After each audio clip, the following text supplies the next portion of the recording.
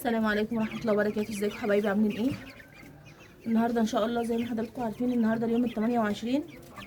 طبعا انا للاسف ما كنتش بصور اليومين اللي فاتوا دولت لان كان عندي حاله وفاه، لان حمايه توفى. فبرجو يا جماعه من كل اللي يشوف الفيديو ده ان يدعي له بالرحمه،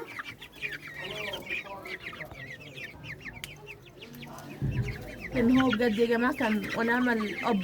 انا مش هقول ان هو كان حما، بس هو كان اب فعلا. فياريت يا جماعه كل اللي يشوف الفيديو يترحم عليه. بس يا جماعه انا صورت الفيديو ده النهارده بس عشان اعرفكم حاجه، ان انا غيرت هنا اللمبه، شلت بدل ما هي صفرة خليتها اللي هي البيضه الموفره، لان هم سنهم كبر وبدات حراره جسمهم تبقى مدفياهم، فلازم نخف عنهم الحراره شويه. طبعا حضراتكم عارفين ان اللمبه الصفرة بتعمل حراره في الجو. وانا هنا معلش انا اسفه ان انا مليت الميه في السقايه الكبيره من غير ما اصورها. هبتدي احط العلف مع حضراتكم.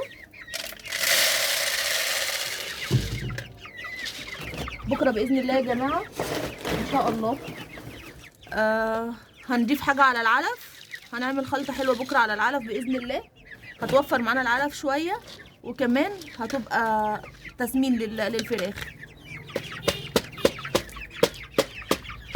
لان هم ما شاء الله بداوا يسحبوا علف جامد قوي. والحاجه دي يا جماعه دكتور بيطري هو اللي قال لي عليها،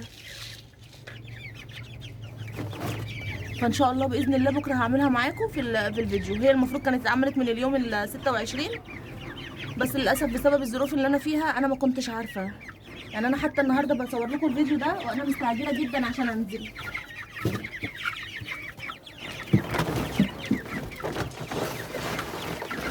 كده حبايبي هو ده الفيديو بتاع النهارده.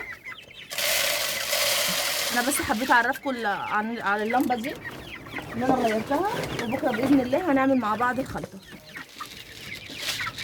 طبعا اللي فراخهم لسه يوم 26 برضه يبتدوا معانا الخلطه ديت، لان هي المفروض بتتعمل من اليوم ال 26. يا ريت يا جماعه لو عجبتكم الحلقه بتاعت النهارده فعلوا زر الجرس واشتركوا في القناه عشان يوصلكم كل جديد، وما تنسوش حمايه بالدعاء. السلام عليكم.